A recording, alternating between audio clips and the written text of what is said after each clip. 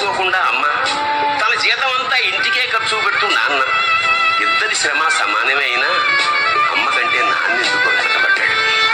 ఏది కావాలి అంటే అది వడ్డీ పెడుతూ అమ్మ, ఏది కావాలంటే అది కొని పెడుతూ నాన్న, ఇద్దరి ప్రేమ సమానమే అయినా నాన్న ఎందుకో బాగా వెనకబడ్డాడు.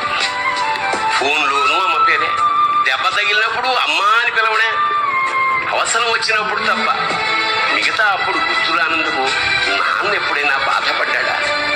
అమ్మకి అన్నో కొన్నో బంగారు నగలు, నాన్నకి బంగారు అంచున్న పట్టు పంచి ఒకటి. నాన్న ఇలా వెనకబడిపోవడానికి కారణం ఆయన మా అందరికీ వెన్నెముక కావడమే. వెన్నెముక వెనక ఉండబట్టే కదా దన్నుగా నిలబడగలుగుతున్నాం. ఇదేనేమో నాన్న వెనకబడిపోవడానికి